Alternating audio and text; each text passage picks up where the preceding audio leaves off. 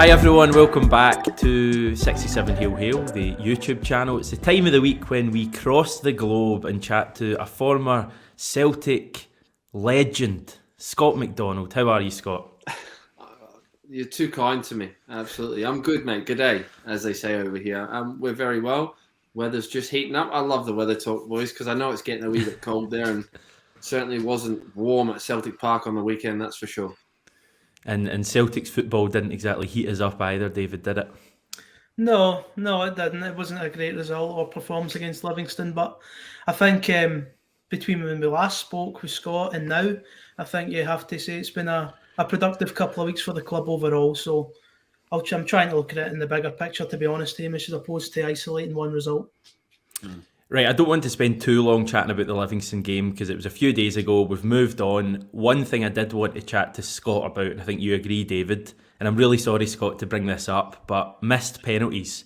That didn't happen the way I wanted it to happen. But, I mean, you scored lots of penalties for Celtic. You missed quite a high-profile one against Rangers. You did also set up the winner 20 minutes later, so we do have to get that out there.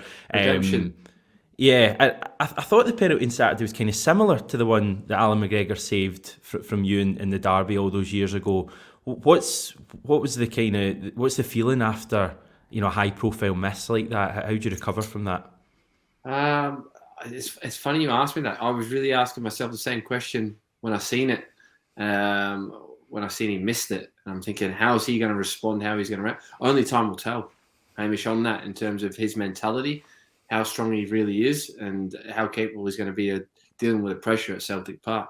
You know, it's not easy. It's not easy to be a goal scorer for Celtic. Everyone thinks you get plenty of chances. They should come a plenty and you should score a plenty. But we've seen many come and go in the last sort of decade, that all the expectations there and they fail to deliver in terms of in front of goals. So you have to have a really, really special mentality, strong one, and an inner belief to keep going when things don't always go your way, because there is games like that. I had plenty of games, at Celtic when you didn't get the result or the result didn't go your way. You had chances of plenty and you just couldn't score. I actually thought the one after that he probably should score too. Yeah. I think if he's ready for it, he should be ready. And I was thinking, that was the one there. That was a great opportunity there, just to have that real instinctive reaction striker goal when it comes to you, just at that last second to get it on target. But it was just one of those days. As strikers, we have them, we really do. But it'd be interesting to see if he lines up again for a penalty. When the next time comes, if he's going to be the guy to step up or not. I'd probably imagine not. I was very surprised he actually took it, and someone else didn't take it, particularly our new signing. Yeah, why did he not take it? Because he took one in the previous match, and then Giakoumakis has taken it off him, obviously wanting to score, and he's a striker. He's wearing number 7. But be interesting to see what was said in the changing room after that from Ange, if that was something of, you usually have a selected penalty kick taker. I imagine it was Juranovic that was the penalty taker. So it'd be interesting to see what the chat would have been. I might be wrong, Hamish, but see, at the time the penalty was given, was there not a discussion between Juranovic and Giakoumakis at the penalty spot? I could swear there was some sort of chat between two of the players. Maybe it wasn't Juranovic, maybe I was seeing things, but if it was, that would kind of fly in the face of the idea that Giakoumakis was the pre-designated taker. But that's the party line, isn't it? That's what Ange is saying. But whether that's just trying to defend his player after the game. So I don't know. I personally think the criticism of Giakoumakis personally has been a wee bit over the top. I think the fact we could have went top of the league has had a big impact, as has the fact that Giakoumakis has had quite a slow start. I think if Kyogo Furuhashi takes the penalty and misses it, I don't think he gets half the stick Giakoumakis has. Also, I think his run-up, the casual nature of the run-up, has something to do with the perception of the penalty. But if you actually look at his record in the Netherlands when it comes to penalty taking, it's quite strong. And he clearly has a technique for it. I don't think he's thinking to himself, I don't care if this goes in or no, I'm just going to take one step because I can't be asked taking 3 or 4.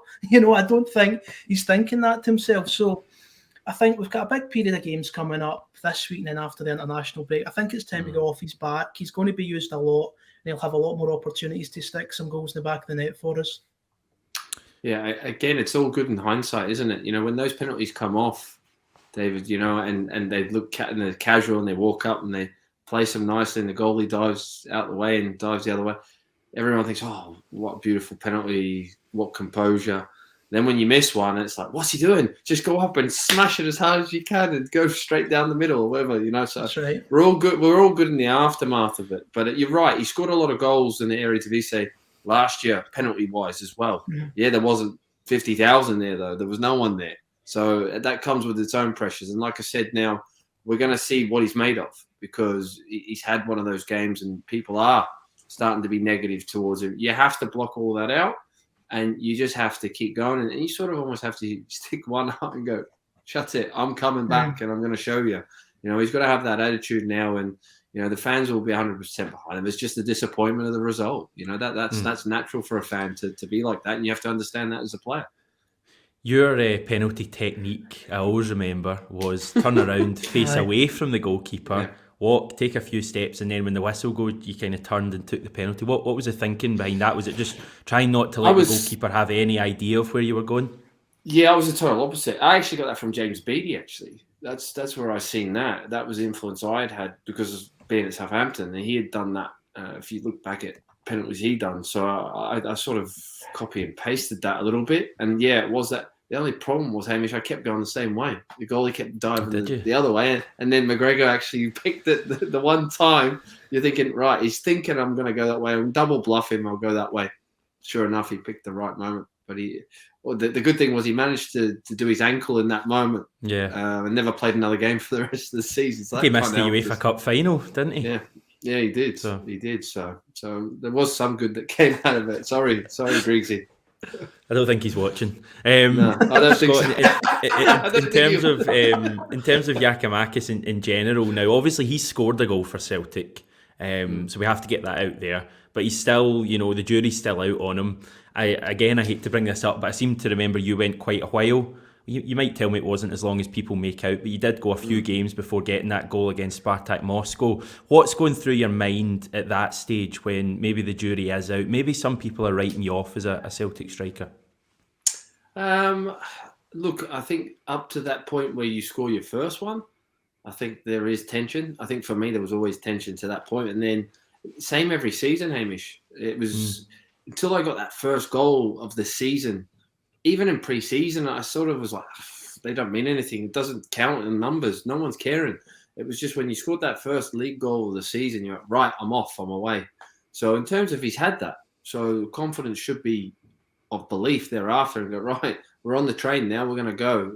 Let's go and hit 10 and then see where we go from there. But again, it's difficult in the circumstances. And I always say this, if you're a centre forward that's in, that's out, that's in, that's out, once I got in, I stayed in, and I think that's pivotal to any striker having success, that they are backed 100% and they're playing week in, week out. And some players it suits. Some players can do it and actually come in and make an impact and score the goals. I was always the type of character or the player that needed to have the buy-in from their manager and the belief that, right, you're my man, you're going to score goals for me.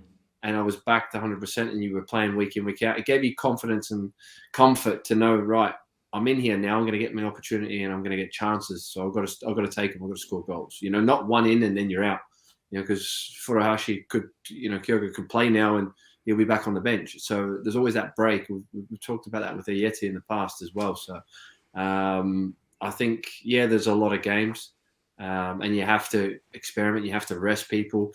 Not so sure that Kyogo should have been on the bench for that game there, because I think I've always said, that from previous discussions, the league's my priority. That's all I care about for Celtic this season. Europe's just an added bonus. I'm not really bothered what we do.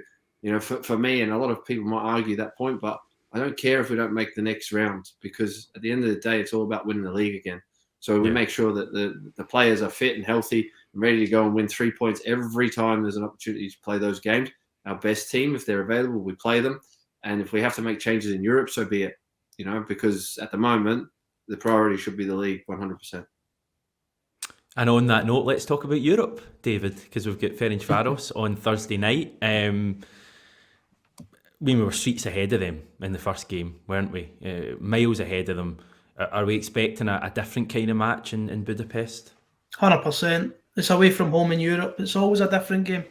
They've got a decent enough sort of home record in terms of their performances. I think they're a pretty solid outfit, and I'll stand by that even after the game 2 weeks ago. I wouldn't disrespect them, and I wouldn't go there suggesting we're nailed on to get the 3 points. I don't think you can ever say that about Celtic away in Europe. I can agree with Scott. I think it's all of a sudden become quite secondary to the league in domestic matters for me personally. But I can't see Postecoglou making too many changes for the game. I think because of the draw at the weekend, they'll want to swiftly get some momentum back. And I also remember back when Brendan Rodgers was in charge, I remember he made a lot of changes for an away game in Leipzig. And he came back the weekend, I think it was the weekend after, and we gave Hearts a doing in a cup game. And then the discussion was, well, Hearts were easy. We could have played our best players in Leipzig and then made changes for Hearts. So I think it's funny how perception sort of changes, but I agree with Scott. I think Europe has to come secondary, Hamish. I think chances of qualification out of this group anyway are minimal. I really do. You know, Betis and Leverkusen for me will probably do it now after that draw they had last week. And I think we have far more important fish to fry. Some people might question that and say, well, you know, Europe's what this club's built on. And I said at the start of the season. But think of the prize that's on offer for winning the league this season. It's direct entry into the Champions League. For me, it's totally different this season. You know, there's not 3 or 4 qualifiers. But in terms of this week, I think it's important they do get back on track. I don't expect them to make many changes outside of maybe Kyogo coming back into the centre-forward position. Yeah. I mean, I agree with both of you guys that the league has to be the priority. But Scott, as a player, when you're playing with Celtic, you're not telling me that, you know, that season we had in the Europa League with, I think, Hamburg and Rapid Vienna, that you'd have been, you know, happy to sit out on Thursday night and play on the Sunday. I mean, the players are still going to very much look at Europe as being equal to the league, surely.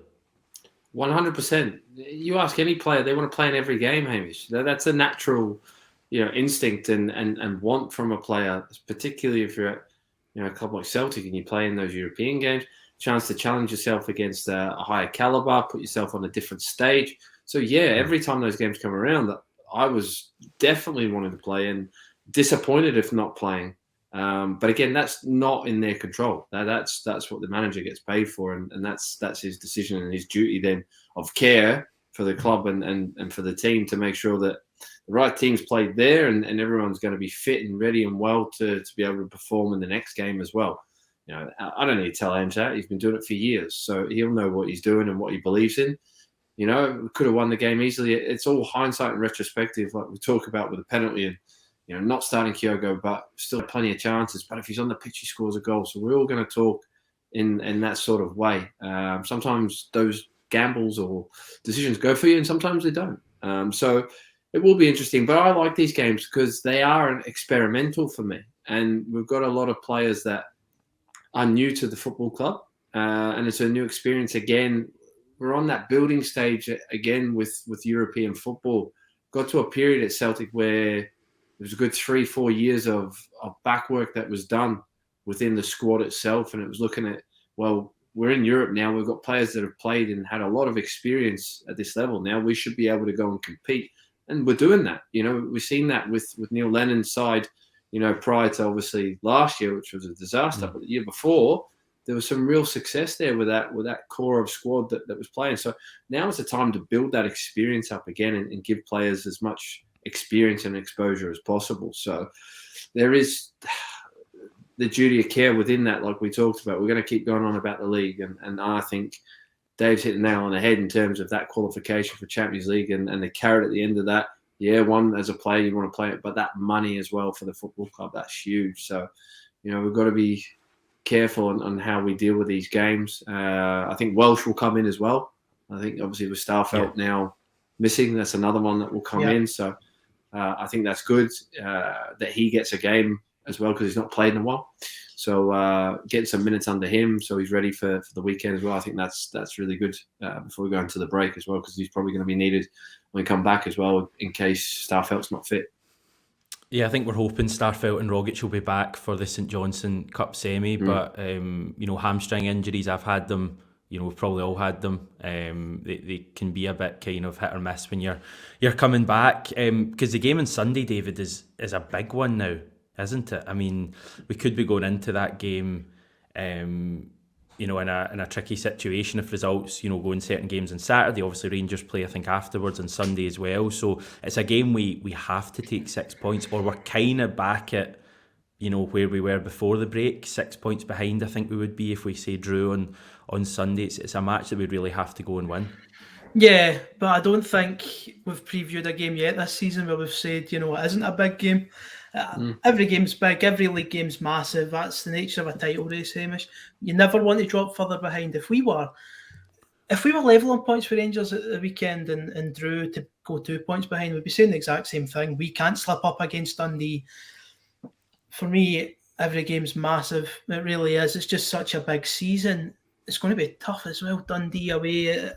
No game's easy. No game's easy for this Celtic team in terms of where they are. I think after the run we had, the run of 5 consecutive wins, I think we were maybe a wee bit fooled into thinking that they'd nailed these consistency levels. A wee bit over the top, I think. We saw how easily we can get brought back down to earth. So it's definitely a massive game.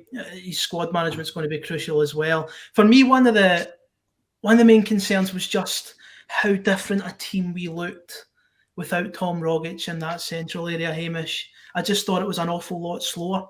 The build-up play against Livingston, I thought we relied so much on the wide players putting balls into the box. I didn't see any real advancing runs for the midfielders. I thought Turnbull struggled. Near Beaton, for me, slows the play down. I think he's good in a certain type of game. I don't think at home to Livingston is that type of game. So that's maybe my main concern. I totally agree with the manager when he says he could do with another attacking midfielder. I would totally agree with that. So I think we need some cover for when these injuries occur with Rogic. That was my big concern taken away from the weekend. Yeah, I mean, we got a question in from David Cassidy for Scott. It kind of links loosely into that. David's asking, would it suit Celtic's chances of more goals in the final third if the likes of Mikey Johnson and Liel Abada were to take risks and cut inside through the middle and thread passes for the front men rather than just kind of sticking to the wings, Scott? Look, there's a possibility behind that. I think the way Ange likes to play, though, he likes to get those 1v1 duels with his wingers. I think that's why he brings a lot of the time, he tries to get his fullbacks in and he tries to bring people out, and then he tries to leave that little bit higher up the pitch, that 1v1 duel where they try and get at him. I think Abada's gone off, off the boil a little bit as well. I think, coming out of the team sort of put him a little bit sideways as well in terms of his confidence, and it's now building him back up again, because at the start of the season, he was very promising and, confidence was high and he was scoring goals. So, and he still gets chances. So I think if he's to score a goal in the next game or so, the confidence starts to come again. Jota is one of those players that's exciting. You know what he's going to do. He's going to run at people. I think sometimes he's going to frustrate you in games because that final bit is still a work in progress. That's why he's at Celtic, because if he was the real higher level, Celtic wouldn't have the opportunity to be buying him from Benfica. So we've got to remember that it's a patience game with him. But from what I've seen, he's been excellent thus far. It is finding that other point of difference in that number 10 role when Rogic isn't there, because, with Rogic's frame, when that ball comes in, it sticks, particularly in the Scottish Premier League, where his physicality just outweighs anyone else's. So he gets it and he just goes with his arm, see you later. You're out of the way. I get on the half turn and I can thread one. In Europe, it's a little bit different. You talked about Beaton, David. I think actually this game at Dundee will suit him. I think having that extra little bit of protection for the team, I think will be good away from home. I think we've seen that at Pataudry when he played in there because it wasn't long ago we were talking, you can't play Turnbull and Rogic together. Mm-hmm. All of a sudden, we're flipping it again and we're saying, we can't we're do very it. Fickle, Scott. Yeah, so things are changing all the time. So it's funny when you find a formula, you go with it until it doesn't work, and then everyone wants to change it again. Unfortunately, Tommy's hit some really good form, and he's now unfortunately injured. They've got to find the answers within that squad at the moment. Jamesy Forrest is there as well. Really looking for him to pick up, and try and now get back to his best. If he can stay fit, I think that's going to be key for Celtic as well as we go along in terms of his experience and his goals. If he can get back to showing any of that quality that he was before that injury last season, I guess that's the jury's out though on that. And the question is now, can he get back to that level? He can only prove that and show that to us. But there's enough within those ranks if they can start hitting the levels of performance that they can. To bide by, till January at least, till they can get someone else, been linked with that top striker at Marinos, in Japan as well. So if they get him, that's really exciting. Ange has worked with him before. So, more firepower as well. But that creativity, they probably need another one that's going to, do what Tommy can. I thought Forrest was really good when he came on Saturday. I thought he looked like he had the ability to unlock a defence that Abada didn't at the moment. And Scott, I think you raise a massive point about Abada. I mean, this is a guy who was one of our best players at the start of the season. Every game he was performing to his highest level. He was scoring goals, he was setting up goals, and he has... You kind of have to watch what you're saying with Abada because I think he's only just turned 20. He's come to a new place. He obviously had a real good buzz at the start and has fallen off a bit. So you have to kind of keep everything in moderation. But he has gone off the boil big time. I mean, he looks incapable of beating a man at the moment. And I think him getting back to the level he showed at the start of his time at the club, would be like a new signing again for us, David. I mean, we were saying at the start of the season when he was performing well, this is incredible what he's producing at 19 years of age as he was at the time. We can't be overly surprised now he's put in a couple of quieter performances for me. It's going to happen. He's been more than a couple though, hasn't it?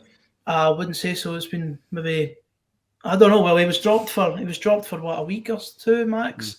So you can't put that in along with poor form. He was out the team. He can't do anything from the sidelines. He wasn't great at the weekend. No, I totally agree. He went off the boil a bit. He does seem a bit more hesitant to take his man on, which is a bit unlike him. I think it's a confidence thing. Yeah, absolutely.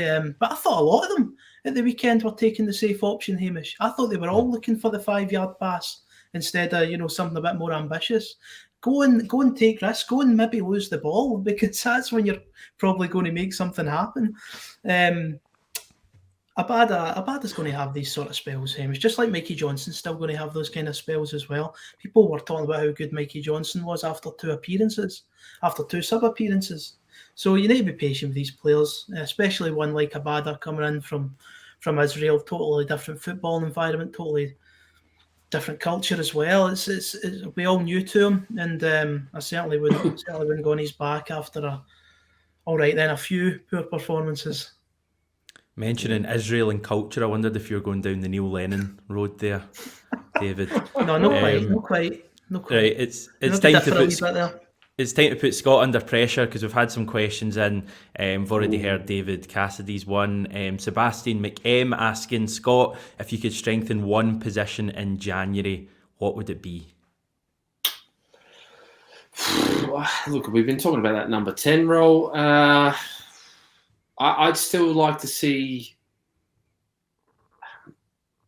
down the spine for me. I'd like to see a proper defensive midfielder, someone who can then just play in that role.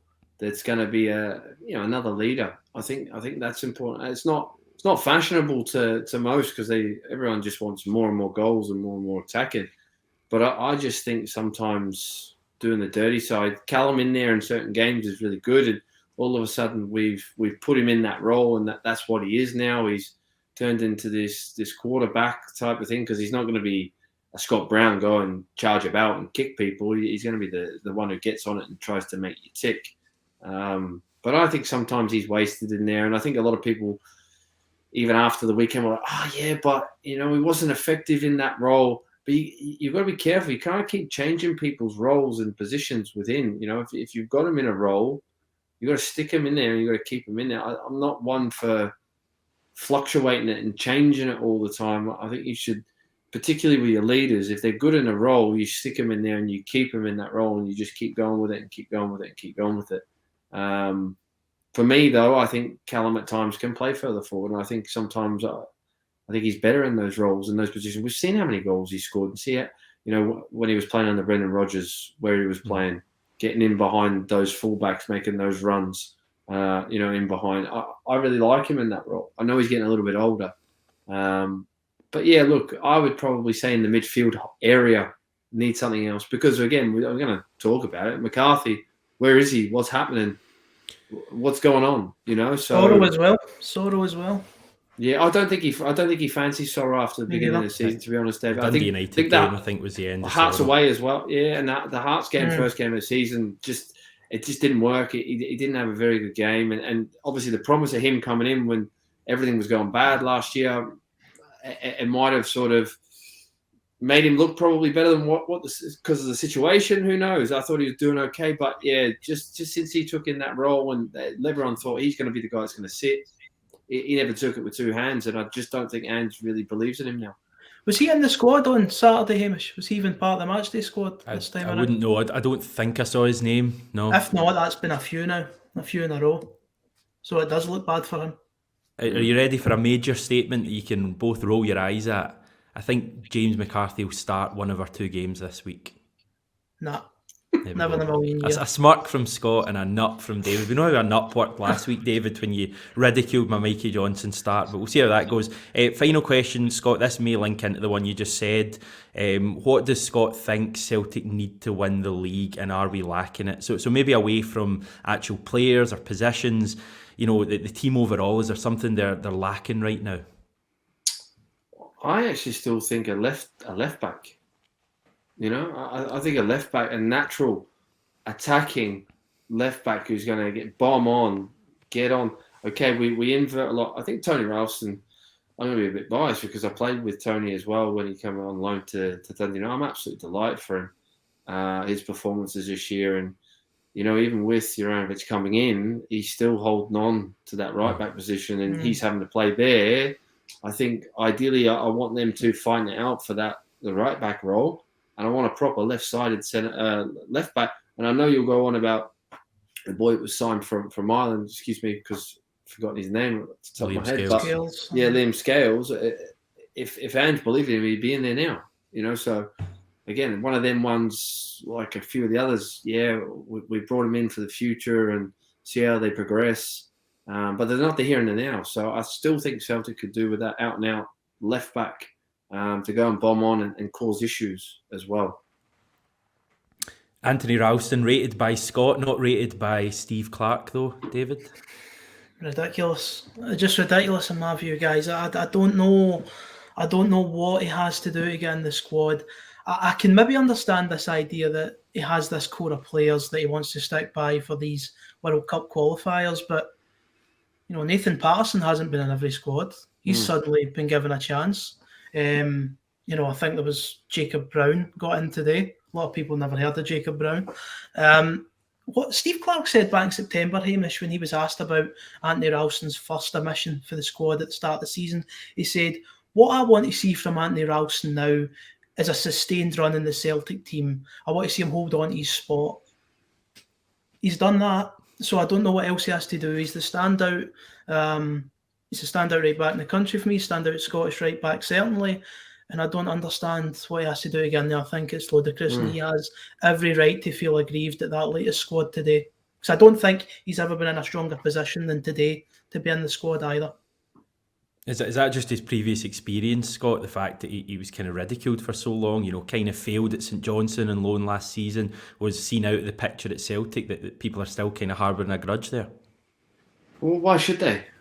Because at the end of the day, it goes on the here and the now performances, isn't it? I think you're meant to pick your best players in form, not the ones. Okay, look, it's difficult sometimes because I think England had this issue a lot. They used to just pick the players that the manager liked rather than the ones that realistically should be there and in form and deserve the call up. Look, we all know who he's worked with, and he backed him during the Euros. I think that's his number one choice in terms of that role and that position. But as he play, and he'd probably, Steve, I know Stephen well, O'Donnell, and he'd probably be the first to admit, I'm not playing at that level that Tony's playing at, but all I can do is go out and do the best that I can. Don't blame me. I'm working my nuts off to get in that squad. I'm in it. So if I'm going to get picked, I'm going to work my, off for Scotland. So I don't blame anyone else. That's Steve Clarke's decision. But you got to go on the basis of the performance and what level they're performing at. And if they're in Europe and they're performing well and doing that, that's another level. So if he's getting that experience and the exposure, then surely that bodes him well for going into your national team setup, playing against other European countries in competition. That he's going to be more confident as well with the performance that he's had and can at least be in your squad. I think not being in the squad at all is a little bit, ridiculous, like David said. Especially considering we don't actually have an outstanding right back in the Scotland national team just now. I know Stephen O'Donnell's been selected the last few. Scott, you said you know him quite well. He had a bit of a nightmare at the weekend, Stephen, and Nathan Patterson isn't getting a game at Rangers. Mm-hmm. I don't understand it, guys. I really don't. Couldn't agree more, mate. Yeah, that's Scotland anyway, lads. We've got Celtic before then. Just briefly, in one word, David, how many points are we going to take from these next two matches before the break? 6. Why not? 6 points in. Going to be tough. Said that with a lot of confidence. What am I to say? We're going to lose both, or we're going to draw one and lose the other. Not 6 points, Hamish, and see if it's no 6 points. You can tell me how wrong I am in the next video. No pressure, Scott.